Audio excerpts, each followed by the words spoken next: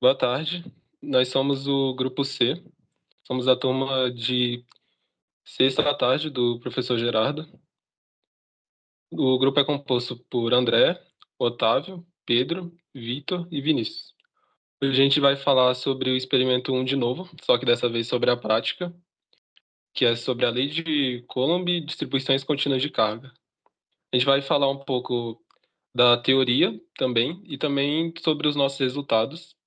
E ao final a gente vai abrir um fórum para discussão sobre os nossos resultados e depois uma conclusão. Aqui tem o nosso sumário. A seguinte apresentação vem discorrer sobre a prática 1, realizada em laboratório, a qual diz respeito e está relacionada à eletrostática. Com base nos conceitos da lei de Coulomb e nas noções atreladas à distribuição contínua de cargas e demais conceitos relacionados, foram realizados experimentos, os quais terão suas respectivas explicações representadas aqui. Bom, eu sou o Vinícius e eu vou falar sobre a primeira parte do experimento, que é a determinação da carga de um canudo eletrizado por atrito. O objetivo desse experimento é justamente utilizar a equação da lei de Coulomb para determinar a carga de um canudo eletrizado por atrito. E nesse sentido, um ponto muito importante é a definição do processo de eletrização, que nada mais é que o processo para tornar os materiais eletricamente carregados, o que ocorre por meio justamente de uma troca de elétrons entre eles, entre os materiais. Existem, então, três tipos principais de eletrização, por atrito, por contato e por indução. No caso desse experimento, a gente fez a eletrização por atrito no canudo. Nesse tipo de eletrização, a diferença de eletronegatividade dos materiais faz com que, quando a gente atrite eles esfregando, um atraia mais as partículas, enquanto o outro perde as partículas. Então, nesse sentido, o material mais eletronegativo, ele acaba ficando com a carga negativa, e, consequentemente, o outro adquire a carga oposta, nesse caso, a carga positiva. O surgimento, né, dessas cargas nos materiais, ele se deve justamente a essa perda ou ganho de elétrons é, pelos respectivos elementos, e esse desbalanço de cargas é gerado, portanto, pelo processo de atrito, e é chamado de eletrização. A eletrização por atrito, ela também só pode ocorrer entre materiais isolantes. Essa é uma informação pertinente para esse experimento.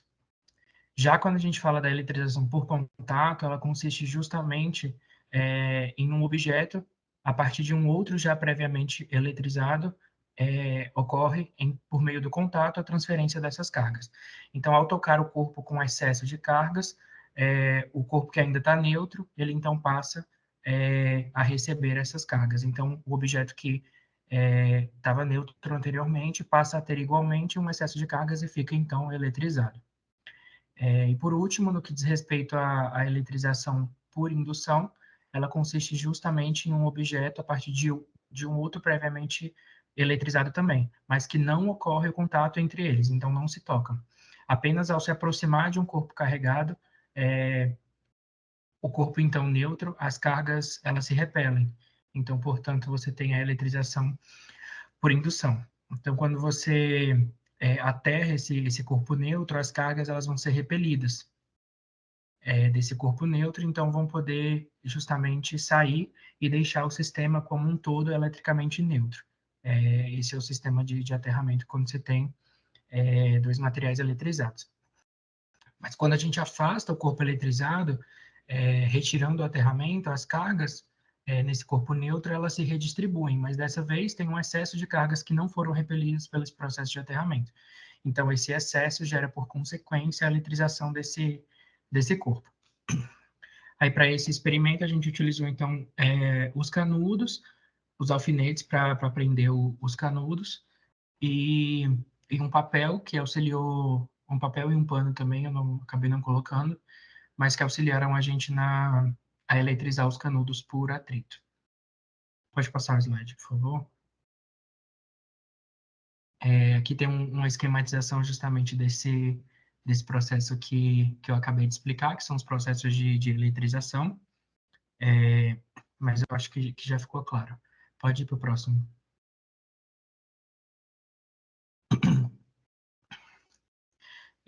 Então, quando a gente parte do princípio da tentativa de determinar a carga de um canudo eletrizado, a gente vai igualar, então, a força elétrica que é gerada juntamente com a força-peso. Então, é o que está mostrando aqui nessas equações, que é justamente a força elétrica se igualando à força-peso. Então, a constante vezes a carga do corpo 1, a carga do corpo 2 sobre a distância ao quadrado é igual à massa vezes a gravidade, em que esse K é a constante de Coulomb, o Q1 é a carga do canudo eletrizado, Q2 é a carga do canudo nêutron, D é a distância entre esses dois canudos no momento em que o equilíbrio é atingido, M, portanto, é a massa do canudo e G é a constante gravitacional. Pode passar.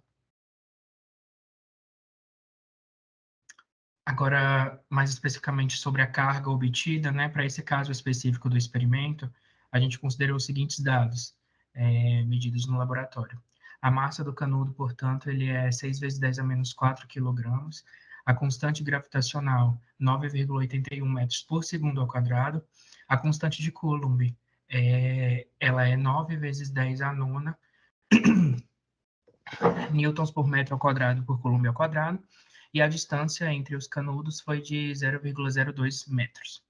Então, utilizando a equação previamente estabelecida e considerando que as cargas dos dois canudos são iguais, a gente vai ter, então, o desenvolvimento dessa equação. Pode passar o slide, por favor? Então, aqui, a gente tem justamente o desenvolvimento da equação, aplicando os valores que eu falei anteriormente, que foram calculados no laboratório, a massa do canudo, as constantes e a distância que a gente calculou. Então, dessa forma, a gente chega ao resultado de que a carga do canudo após a eletrização por atrito, ela vai ser de 1,617 vezes 10 a menos 8 Coulomb. Pode passar, o resultado tá no próximo slide. Aí, como eu falei, então, a carga que a gente determinou para o canudo foi justamente de 1,617 vezes 10 a menos 8 Coulomb. E a partir desse experimento, a gente desenvolveu a segunda parte, que foi justamente o acendimento da lâmpada de LED com esse canudo eletrizado. Mas antes, se eu não me engano, a gente vai ter um vídeo. Pode passar o slide de novo? Aí pode dar play no vídeo, que é o vídeo da realização do experimento.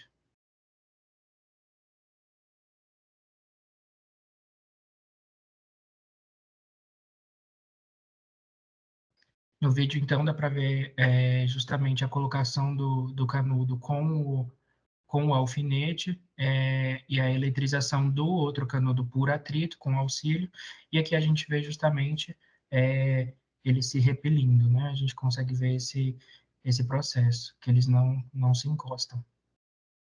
Então, esse foi o experimento realizado no laboratório. A tentativa era de deixar, né, eles totalmente paralelos, mas eu acho que deu para visualizar bem a eletrização por atrito nesse caso. O canudo, portanto, que ficou no alfinete, ele é o canudo que está como corpo neutro, e o que está por baixo, esse canudo mais grosso, é justamente o que foi eletrizado por atrito. Então, ele se repelindo aí, a gente consegue ver a movimentação do canudo que estava anteriormente neutro, né? É isso, pode ir para o próximo. Então, ainda na perspectiva de eletrização do canudo por atrito, o próximo passo foi justamente acender a lâmpada de LED com as cargas que foram geradas nesse canudo. Nesse sentido, quando a gente eletriza um objeto, a gente cria uma nuvem de fótons, né, que são partículas sem massa, sem carga, que viajam na velocidade da luz no vácuo, ao redor, então, desse objeto. E essa nuvem de fótons, ela é o que a gente chama na teoria e na prática também, né, o conceito, na verdade, de campo elétrico.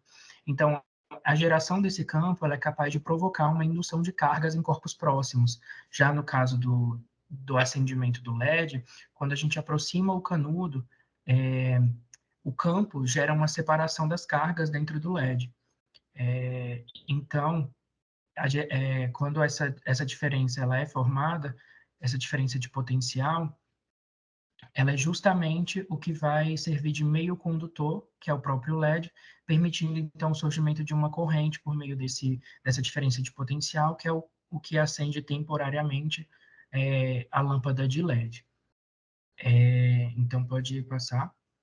A gente tem o vídeo, né, justamente mostrando.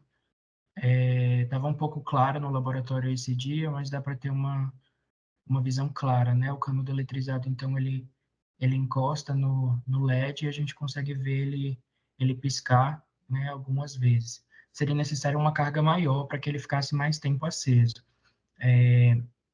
Mas a gente vai falar disso posteriormente. Pode passar. Então, para que seja possível a gente acender o LED com essas especificações, né, que é de 2 volts de tensão e 0,02 ampere de corrente, a gente tem então a seguinte equação, né, que a energia do LED ela vai ser igual à tensão do LED vezes a carga da fonte que a gente está colocando. Então, a energia do LED, nesse caso, vai ser 2 vezes 1,617 vezes 10 a menos 8, que é a carga do canudo.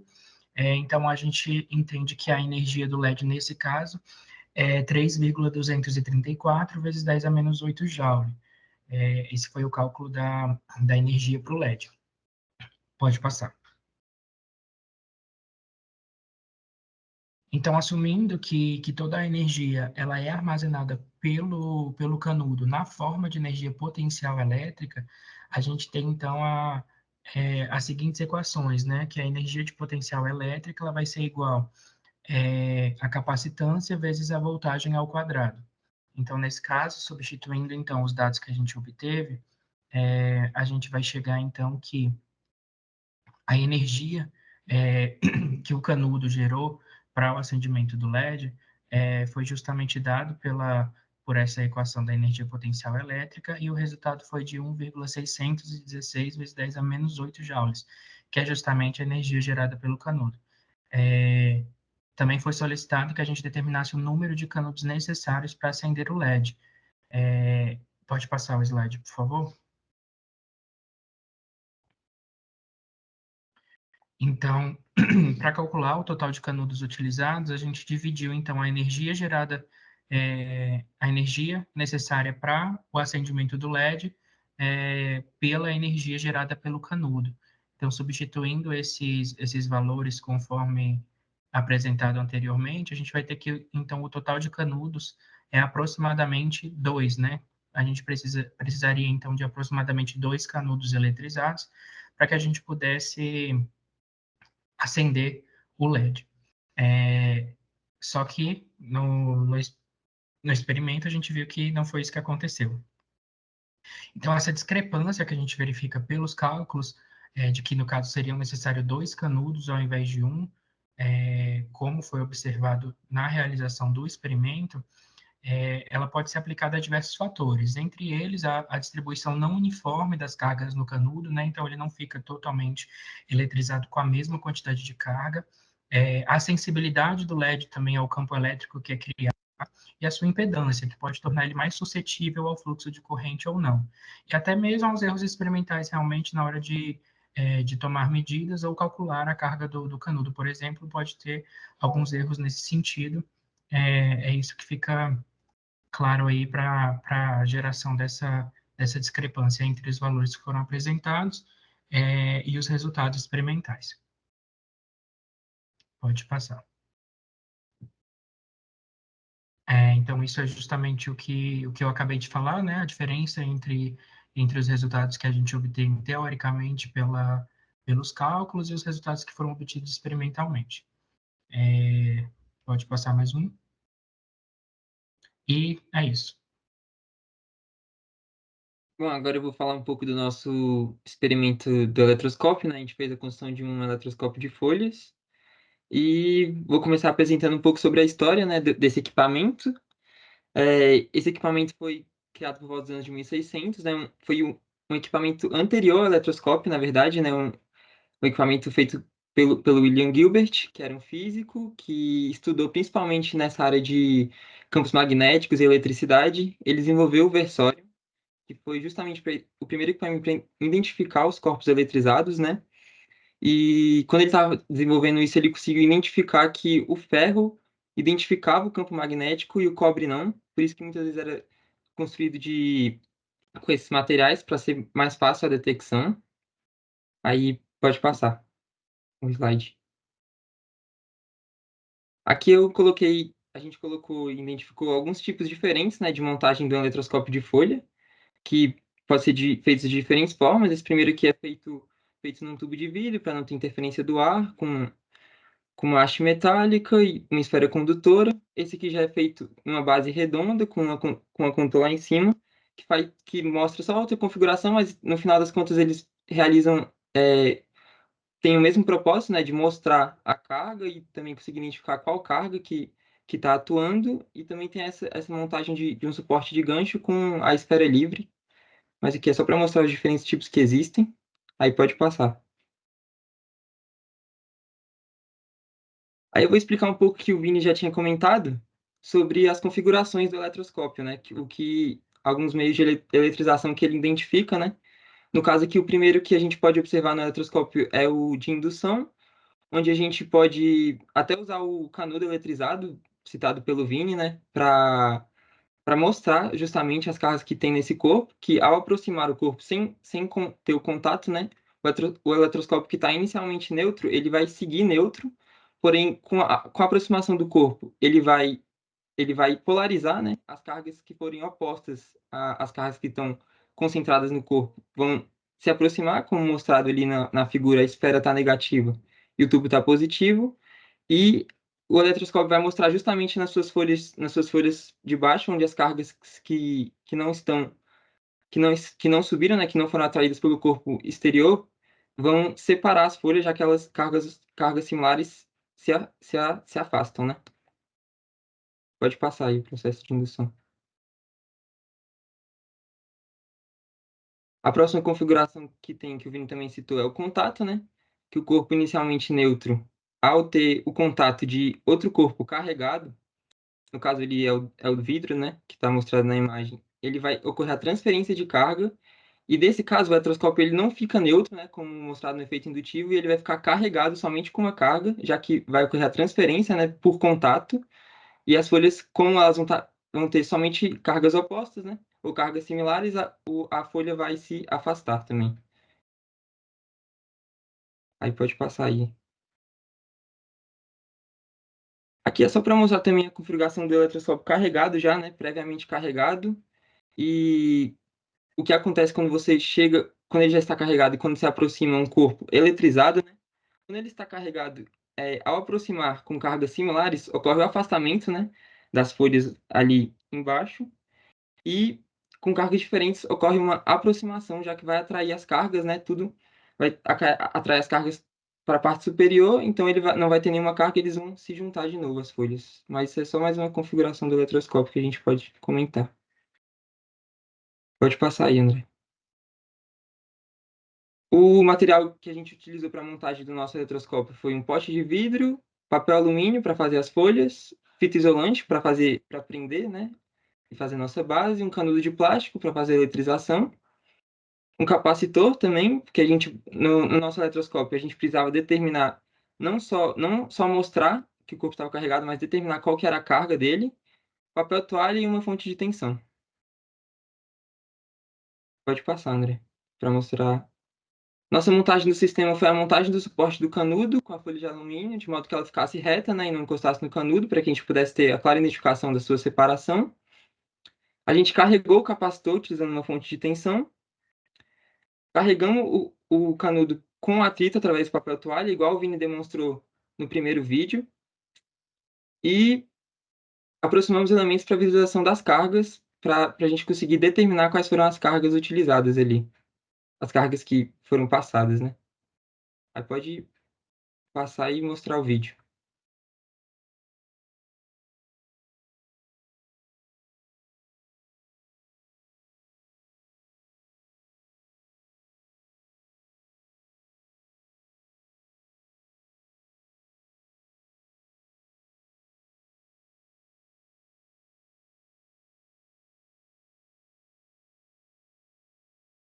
Aí pode passar, André.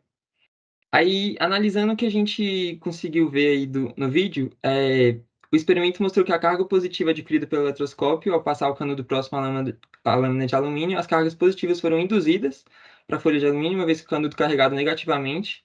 Isso a gente pode ter visto no experimento do Vini, né, que ao friccionar o papel toalha ao canudo, o canudo assume cargas negativas e ocorreu esse processo, ele não é mostrado no vídeo, mas a gente faz essa fricção ali, né, para carregar o canudo. E desse modo, o capacitor que a gente carregou positivamente repeliu as folhas de alumínio, já que houve o efeito do contato ali, a gente puxou as cargas negativas e o capacitor mostrou, com o canudo negativo, a gente atraiu as cargas positivas e o capacitor com as cargas positivas também repeliu a folha do nosso eletroscópio, identificando as cargas que a gente encontrou, né?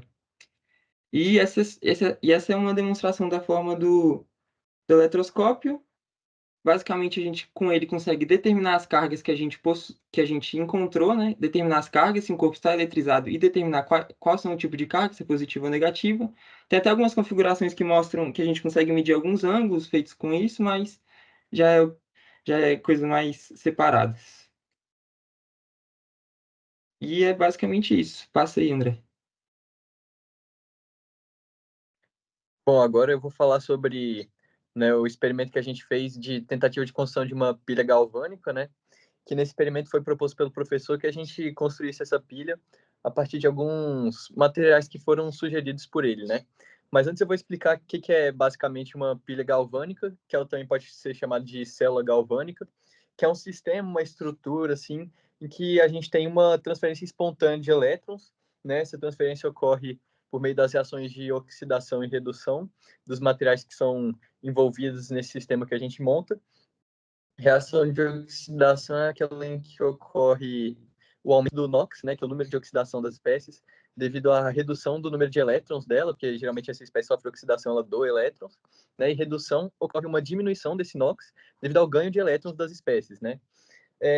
Mas falando especificamente da pilha galvânica, né, a gente tem na estrutura dela dois eletrodos, são dois materiais metálicos, né, que eles têm um maior ou menor potencial de oxidação. Isso dependente, assim, é característico do material de que eles são feitos, né?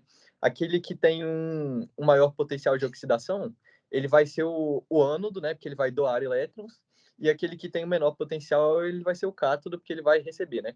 Aí dentro dessa estrutura da nossa célula galvânica, a gente, para permitir que surja uma corrente elétrica, que os elétrons sejam transferidos, a gente tem um fio metálico conectando esses dois eletrodos, né, que permite que esse processo ocorra, seja gerada essa energia de forma espontânea, né, e a gente tem uma solução eletrolítica em que ficam mergulhados, né, os nossos materiais metálicos. E essa solução eletrolítica, à medida que o processo vai ocorrendo, né, vão sendo liberados íons nelas, então acaba que é necessário para que a reação continue acontecendo, que haja uma conexão entre os dois recipientes onde estão os dois eletrodos diferentes, o ânodo e o cátodo, porque assim é possível manter um equilíbrio iônico e a reação consegue se perpetuar mais. Então a gente tem uma ponte salina que conecta esses dois recipientes e permite a continuação do processo, né? É, Devido aos diferentes valores de oxidação, né, para os materiais envolvidos, a gente acaba tendo uma tensão que surge dentro dessa estrutura da nossa célula. Essas pilhas galvânicas, elas foram descobertas por Luigi Galvani, né, e ele descobriu que se a gente fizesse uma associação dessas pilhas, realmente empilhando elas umas sobre as outras, essas tensões aí que surgem por diferenças de potencial dos materiais, elas podem se somar, né? O que a gente chama de uma associação em série. Então, se a gente quisesse obter tensões maiores, basta empilhar as pilhas mesmo que nós temos dos materiais. No caso específico aqui do experimento que a gente realizou, né, a gente precisou de usar moedas de cobre, né, que são moedas de 5 centavos lá, que tem esse material como um dos principais constituintes.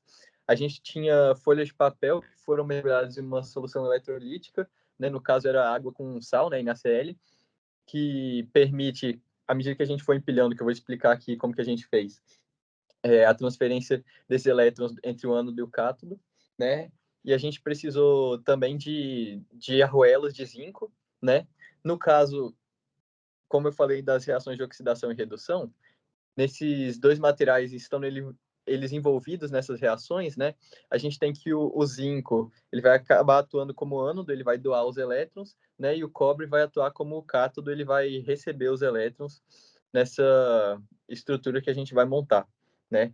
No caso, daqui a pouco vocês vão ver no vídeo, né, como é que ficou a nossa pilha de células, mas a gente fez basicamente, pegou uma base de madeira, fez um furo nessa base de madeira, passando um fio, né, desencapado, para que ele ficasse de baixo mesmo e permitisse depois a passagem da corrente.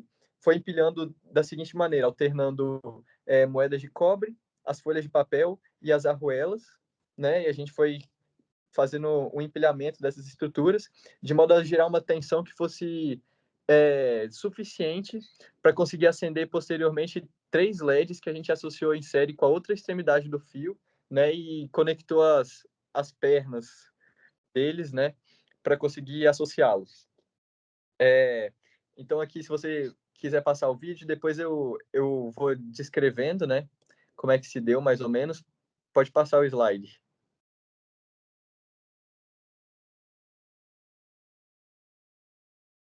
Que a gente pode ver, né, como que a gente montou a estrutura, a torre, né, com os papéis, as arruelas e as moedas de cobre, o fio lá na base, né, e depois de associar essas lâmpadas, a gente pode ver que no momento que a gente encostou a perninha do último LED no topo da torre, a gente acabou gerando um circuito fechado, né, permitindo que aqueles elétrons passassem por todo o sistema, né, tinha uma corrente elétrica nisso, e por causa da tensão que foi gerada com esse empilhamento das nossas células, foi suficiente para acender esses 3 LEDs que estavam somando também as tensões necessárias para que ocorresse o acendimento deles.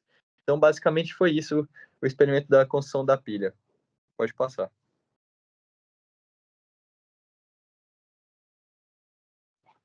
Agora eu vou apresentar o experimento da lâmpada incandescente. Primeiramente, a gente tem que falar da fundamentação teórica, né? A lâmpada incandescente, ela funciona da seguinte forma. Temos um fio, onde ele aguenta chegar a temperaturas extremamente elevadas, por volta de 2.000 a 3.000 graus Celsius, dentro de um bulbo de vidro, onde ele é isolado do ar, do nosso ar mesmo, onde normalmente dentro desse bulbo de vidro está contendo gás inerte, como por exemplo o argônio, ou o vácuo, que isso auxilia a manter o fio em boas condições, evitando oxidação, fazendo atingir a temperatura ideal para a lâmpada ficar incandescente e emitir luz, e até mesmo auxilia a atingir essas temperaturas mais elevadas. Pode passar.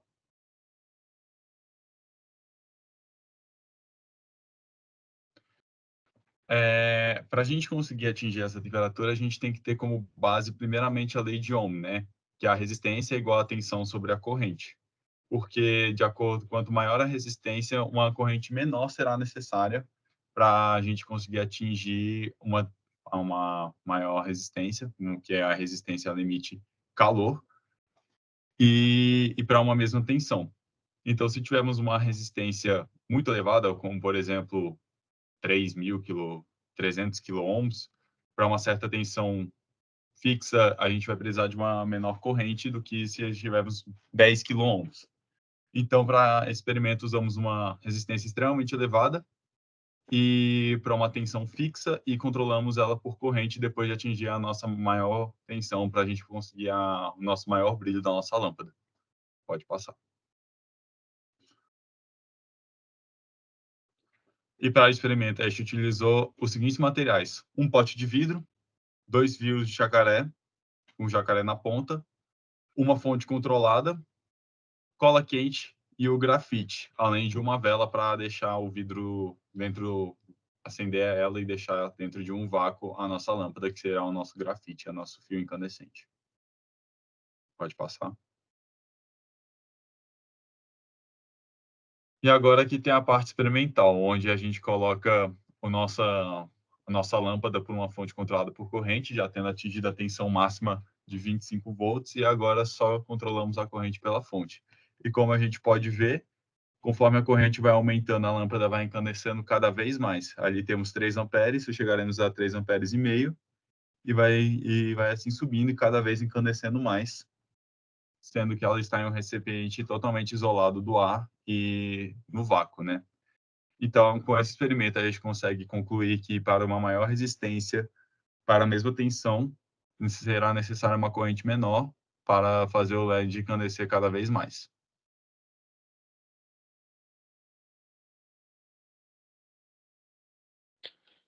E com isso se encerra a nossa explicação.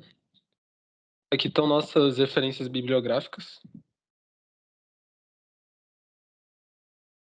E agora a gente vai dar início a um fórum de discussão sobre tudo que foi falado nesse vídeo.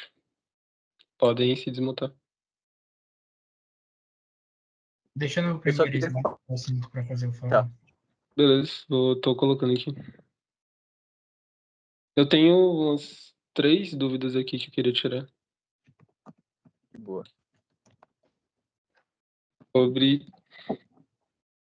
Mas só que é sobre o do Vitor. Estão vendo aí? Bom, na parte do Victor, ele fala que foi esfregado o guardanapo Não, papel no... toalha. Oi? Papel toalha. Isso, papel toalha, perdão. O papel toalha no canudo. A minha dúvida é, se fosse esfregado outro material no canudo, a carga seria diferente? Por exemplo, o sinal da carga ou a intensidade? Poderia, sim. Isso ia depender daquilo que o Vini falou, né? Ou quando a eletrização é feita por atrito, vai depender da eletronegatividade do material. Aí, dependendo do que fosse atritado, né, a carga, ele pode assumir ou carga positiva ou carga negativa. Uhum. Mas uma dúvida aqui também, Deixa eu que só... você mostrou... essa Ou foi dúvida, mal, assim. pode falar. É só... porque acho que a principal é a diferença de eletronegatividade, mas se eu tiver errado aí, alguém me corrige. Mas eu acho que principalmente a diferença do material que você está tritando alguma coisa, na perspectiva de realmente eletrizar, a textura, né, a rugosidade do material também vai fazer uma certa diferença pela quantidade de atrito, né, que você vai ter. Então, quanto mais atrito entre os dois objetos você tiver, na perspectiva de material mesmo, né, do que um é feito, do que o outro é feito, a interação entre eles pode mudar. Então, se às vezes a gente opta por um material mais liso, vai ser mais difícil de atritar, vai gerar menos carga, mas se a gente opta por um material mais rugoso, provavelmente a quantidade de carga seja maior. É claro que com a questão principal sendo a diferença de eletronegatividade dos elementos.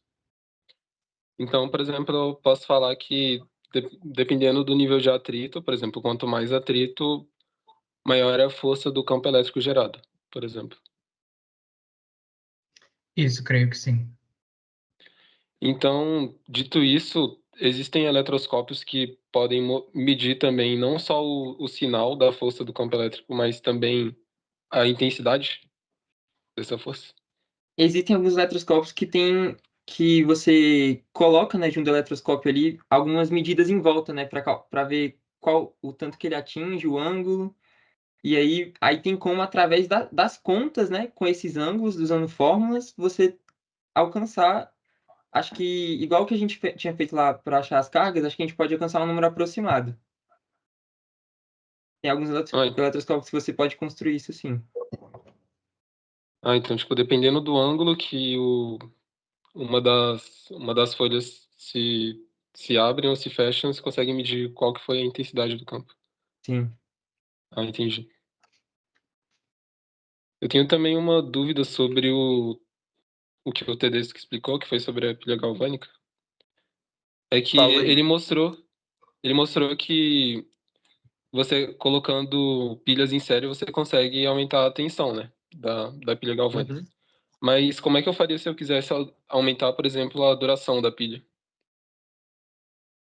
E provavelmente a gente vai ter que fazer, vai ter que mudar os materiais que a gente está utilizando, porque assim, não sei se você conseguiu ver pelo vídeo, mas já naqueles instantinhos que a gente está lá montando a nossa torre para ligar os 3 LEDs, depois que a gente retira todas as arruelas e as moedas, a gente vê a moeda de cobre já está adquirindo uma coloração mais já está ficando meio esverdeada, meio preta, né? E as arruelas de zinco elas já vão ficando meio desgastadas também. Então, assim, realmente, se a gente quiser que isso se mantenha por mais tempo, a gente vai ter que usar outros materiais, porque a capacidade deles ali, apesar da corrente baixa que foi gerada, ó, até esse aqui do topo já dá para ver, porque a gente já tinha utilizado ele uma vez para testar, né?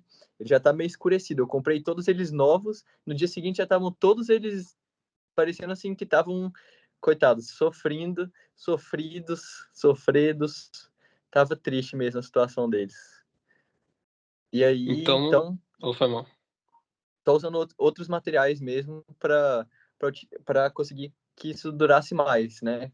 Assim, claro que se a gente usar um LED, por exemplo, né? Aí provavelmente também vai, às vezes até ter um tempo de vida maior, né? Só que a corrente também é muito baixa gerada por essa estrutura, então realmente a questão do material faz muita diferença. Então, no caso, a vida útil da bateria, no caso, a duração dela, depende mais da velocidade da reação dos reagentes, né? Com certeza. E além disso, né, também os papéis que a gente usa, né, como possibilitadores da, da passagem da corrente entre os ânodos e os cátodos, né, eles também vão secando, alguns vão ficando mais encharcados, e isso vai atrapalhando também o funcionamento da nossa pilha. Entendi. Alguém tem alguma coisa a pontuar? Sobre a pilha, eu tenho uma pergunta para o Pedro. Eu acho, queria saber se a gente mudar a solução que a gente está utilizando como ponte salina, se a gente utilizasse outros íons, enfim, outros elementos para trabalhar essa ponte, se isso faria diferença positivamente, negativamente para o experimento. Falei um pouquinho para nós. Bom, foi até bom que você perguntou, porque eu, antes de trazer para o nosso laboratório, né, essa estrutura, eu testei uma outra configuração, que na verdade era uma solução que era constituída por sal e vinagre, né, com um pouquinho de água só, né, e realmente ela teve o mesmo funcionamento, não teve uma diferença significativa. O mais importante de tudo, pelo menos nesse nível em que a gente está trabalhando, né, com os experimentos nesse padrão, né, a importância da solução é para permitir a condutividade, né, a passagem dos elétrons e a geração da corrente. Ela não teve uma diferença assim grande, pelo menos perceptível a olho nu, né, na capacidade de acendimento das lâmpadas ou na velocidade de desgaste dos materiais que a gente utilizou, né? Realmente não fez tanta diferença. O que fez diferença foi que no outro experimento que eu fiz sem ser esse, né? Na outra tentativa que eu tive, que eu usei, ao invés de papeizinhos, eu usei cortes de papelão, né? Só que o papelão sendo mais grosso, ele atrapalhou o funcionamento da estrutura. Então, acabou que eu depois fiz com a solução de vinagre com papéis. Com papéis foi muito melhor do que com papelão. Entendi. Beleza, obrigado. Tem uma dúvida aqui pro Otávio, para ele explicar uma coisa sobre... Manda. No momento que a gente tá na construção da lâmpada, né, tem que criar um vácuo com a vela. Eu queria entender como que a vela cria esse vácuo dentro da lâmpada. A vela Pra cria ficar o mais claro. vácuo consumindo o oxigênio, né? A gente coloca a vela acesa e depois tampa, e naquele momento vai ficar somente o gás que está lá dentro, e por isso ele vai consumindo o oxigênio e não cria um ambiente de vácuo perfeito, mas cria o mais próximo possível, deixando É. pelo menos longe da oxidação. Se você for ver ali, antes tinha até um pouco de oxigênio no começo do vídeo, dá para ver que ele faz uma fumaça, que seria exatamente esse oxigênio sendo consumido naquela reação antes dele encandecer. Certinho. Obrigado.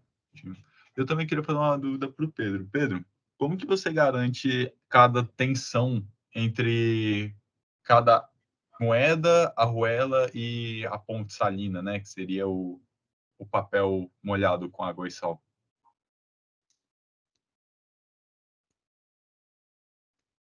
Você acha que como ela se mantém ao associar a estrutura, você está falando? Qual que seria a tensão para cada conjunto desse? Seria 1 volt, 2 volts? Não, é um pouco menor. Na verdade, por exemplo, o nosso acendimento, se eu não me engano, a gente precisou fazer uso de, acho que foram 15 ou foram 18 arruelas, nessa faixa mais ou menos, né? Para acender os LEDs ali, isso acabou gerando uma tensão individual de cada pilha, numa faixa de 0,6, 0,5 volts, né?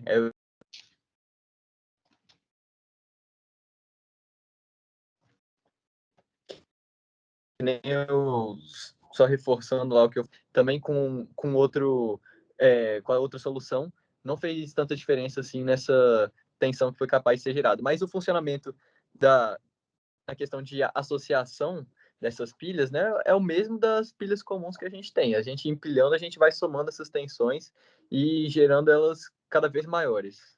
Uma associação em série, né? Entendi. Valeu, Pedro. Falou. Eu só queria adicionar uma coisa que o Vini falou, né, da importância de utilizar materiais isolantes, né, para eletrização por atrito. A questão de terem que ser isolantes é porque se fossem materiais condutores, as cargas livres neles, né, elas acabam se distribuindo. O material condutor ele não é capaz de reter aquelas cargas livres que ficam, né, então ele acaba não se eletrizando.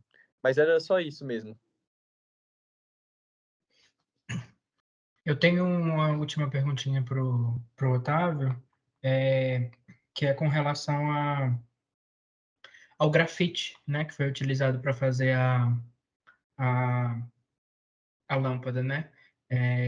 Eu queria saber se assim tem uma diferença na gramatura do grafite ou alguma coisa assim com relação ao desempenho da lâmpada, se ela vai ficar mais ou menos incandescente. Bom, o tamanho dos grafites, né, o 0,7, 2.0, por exemplo, quanto mais fino seria o ideal, mas a gente chega naquele impasse dele aguentar aquela temperatura sem romper. Então, na verdade, o ideal mesmo seria pegar um grafite grosso e ir cortando ele até que ele fique em um ponto um pouco mais fino, para que ele consiga se manter e, ao mesmo tempo, encandecer bastante. O ideal seria usar um fio específico para isso, algum fio de cobre que aguente altas temperaturas, ou algum outro fio que seja bem mais resistente. Entendi. Tá bom, obrigado. Nada. Eu queria adicionar uma coisa, é que durante o processo de criação, de invenção da lâmpada incandescente, essa era a coisa mais difícil de ser feita, né? Você achar um filamento que era capaz de esquentar às altas temperaturas sem romper. Tanto que é a coisa mais difícil que era Sim, para eles na época para conseguir. Que no caso, definitivamente esse foi o maior desafio na época, que era achar um filamento onde incandescesse e você não perdesse o fio, né? Que muitas das vezes acontece. E o que aconteceu algumas vezes com a gente foi o grafite estourar e não conduzir mais, né? Por causa da temperatura, que tem que ser um metal que tem uma alta resistência e consiga aguentar altas temperaturas dentro de um bulbinho de vidro. E depois de fabricado é difícil manutenção, sendo daí raras as não. durante a invenção, o material que foi utilizado foi o tungstênio, Foi o que ele tungstênio, exatamente. consegue aguentar tudo isso. Exatamente. Alguém tem mais alguma coisa a pontuar? Por mim tá tranquilo. Por Eu mim entendi também. tudinho. Então, com isso, nós encerramos nosso fórum de discussão. Concluindo, então, todos os experimentos que nós fizemos foram muito importantes para compreender melhor a teoria. Por exemplo, a lâmpada incandescente foi interessante para entender essa dificuldade de encontrar um filamento que é capaz de esquentar sem se romper. A pilha galvânica, sobre o quanto os materiais eles são desgastados durante o processo que a pilha está funcionando, como o Tedesco tinha dito, que quando ele começou a testar esses anéis aqui, eles estavam perfeitos e logo depois eles já estavam enferrujados. Também sobre entender um pouco sobre como que a carga ela ela se dispersa e fica dentro do material através do eletroscópio de folhas. E também sobre como os erros que a gente tem tomar as medidas podem afetar a nossa resposta final, dando essa discrepância enorme que a gente teve. Mas também o fato de você saber a teoria faz você entender os seus erros. Com isso, nós nos encerramos por aqui.